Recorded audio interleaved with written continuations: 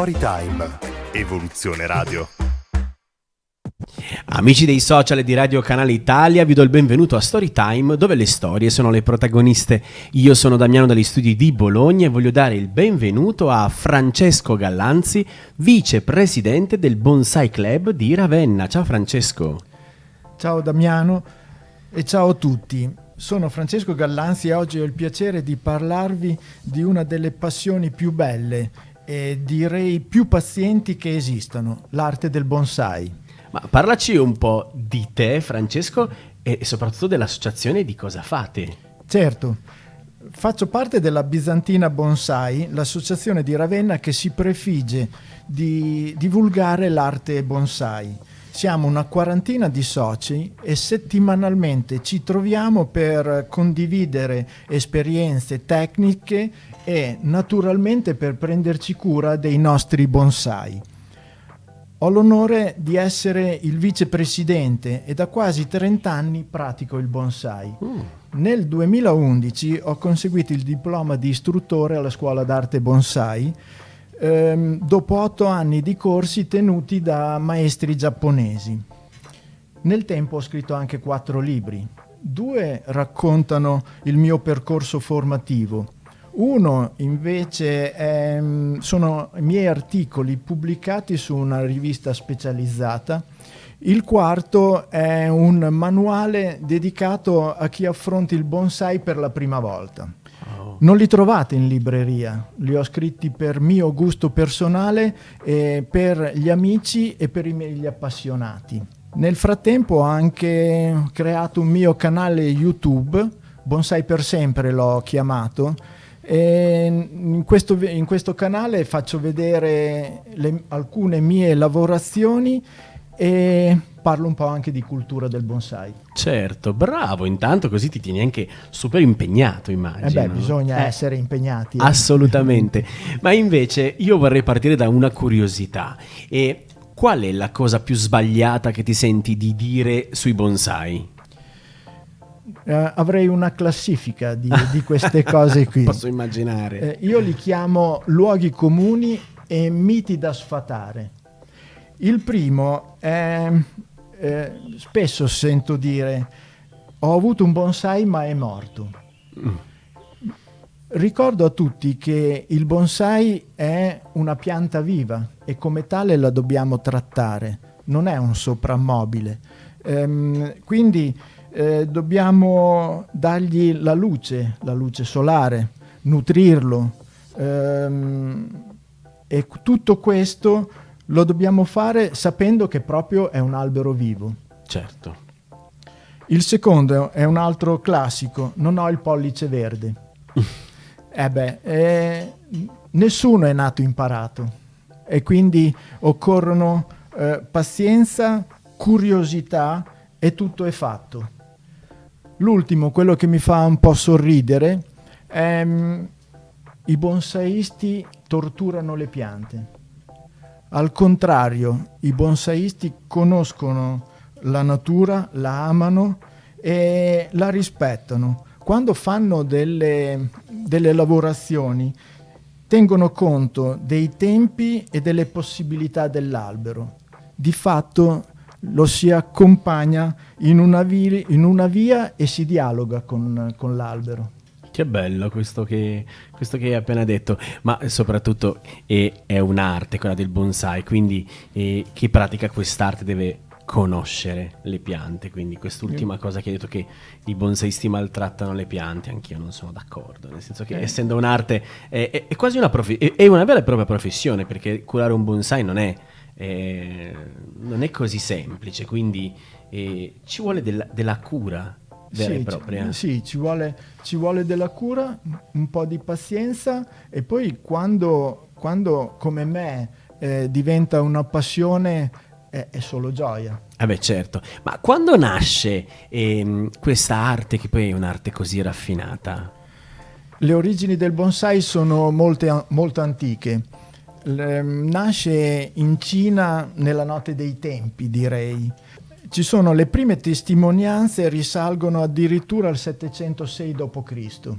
In una tomba reale sono raffigurate due dame di compagnia che portano dei paesaggi in miniatura. Questo è il primo documento che conosciamo e che dà l'idea di quanto già era nella cultura di quel mondo. Dal Giappone poi quest'arte è stata perfezionata e trasformata in quello che oggi lo conosciamo, una vera e propria disciplina estetica e spirituale. Wow. In Italia, in Europa è arrivata a fine 800 all'Expo di Parigi, in Italia alla fine degli anni 70 del secolo scorso. Insomma, è un'arte da noi giovane, ma sicuramente con radici antiche. Assolutamente. Ma invece, come si fa a distinguere un bonsai da una semplicissima pianta in vaso? E soprattutto, immagino ci voglia tantissima manutenzione per mantenerli così perfetti. Allora, un albero che ha tanti rami e che non mostra la sua struttura non è un bonsai, è solo una pianta in vaso. Per creare il bonsai bisogna esaltare il vuoto, e questo è un concetto molto, molto zen, molto, molto orientale. Dobbiamo mettere in risalto la forma, la curva del tronco, la direzione dei rami. Il bonsai emoziona proprio per questo, perché racconta una storia. Non importa la dimensione, ci sono dei bonsai alti anche 2 metri. L'importante è che abbiano armonia, equilibrio e carattere. Wow. Per quanto riguarda la manutenzione, io direi che è una manutenzione fatta d'amore. Si parte dalle radici, periodicamente i bonsai vanno rinvasati e vanno potati, le radici vanno potate proprio come se fossero dei rami. Ok. Poi ci sono i rami che si modellano con il filo, sempre con attenzione e solo per pochi mesi, e le potature che servono a mantenere la pianta proporzionata. Noi usiamo terricci specifici, concimi a base di azoto, fosforo e potassio, e naturalmente l'acqua. Le annaffiature sono la cosa più importante, ogni specie ha i suoi tempi e quando noi capiamo quando ha sete è quasi conoscere come conoscere il carattere della pianta. Il bonsai non parla, io dico non parla ma comunica, e quando capiamo le esigenze diventiamo un tutt'uno con esso. Certo, ma invece per chi volesse cominciare da zero, no? Da dove deve partire innanzitutto? E poi possiamo in Italia ammirare dei bonsai dal vivo? Il consiglio migliore è quello di frequentare un corso. Ok. In Bizantina Bonsai ne organizziamo ogni anno uno base di 8 serate di teoria e di pratica. Ogni corsista ha 2 pre-bonsai e impara la potatura, il rinvaso e le impostazioni del bonsai. È il modo migliore per entrare in questo mondo, vedere e toccare e anche confrontarsi. I libri aiutano e da questo punto di vista io consiglio Tecniche Bonsai 1 e 2 di John Yoshio Naka, sono veri capolavori, ma l'esperienza è insostituibile. Per quanto riguarda dove ammirarli, per fortuna in Italia abbiamo varie, diciamo, location, in inglese, un po' questi inglesismi. Noi a Ravenna organizziamo 2 mostre all'anno, una in primavera e una in autunno.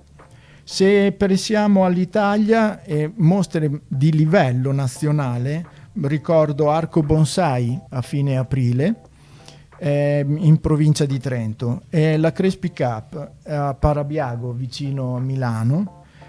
È una mostra biennale, una vera festa per gli appassionati. Lì si possono ammirare capolavori parlare anche con maestri, anche giapponesi, e perché no, fare anche qualche acquisto di qualche bonsai. Certo, assolutamente, che bello. Ma Francesco, un messaggio finale per chi ci ascolta e per chi ci guarda? Molto volentieri. Il bonsai non è una pianta da modellare, perlomeno non è solo questo, è un cammino di armonia e pazienza. Ti insegna a osservare, ad aspettare e a rispettare i ritmi della natura. Ogni giorno guardandolo impari qualcosa di nuovo, non solo sull'albero ma anche su te stesso. Come dico spesso agli appassionati, il bonsai non cresce solo nel vaso, ma cresce anche dentro di noi. Beh, assolutamente. Anche le piante hanno un'anima e noi dobbiamo un po' cercare di scoprirlo e di farcele proprie. Bravissimo, bravissimo. Quindi per chiunque volesse saperne di più sui bonsai, su quest'arte antichissima, può farlo attraverso la pagina Facebook Bonsai Club Ravenna o attraverso la pagina Instagram bizantina.bonsai.ravenna oppure sulla pagina YouTube Bonsai per sempre o visitare il sito www.bonsaiclubravenna.it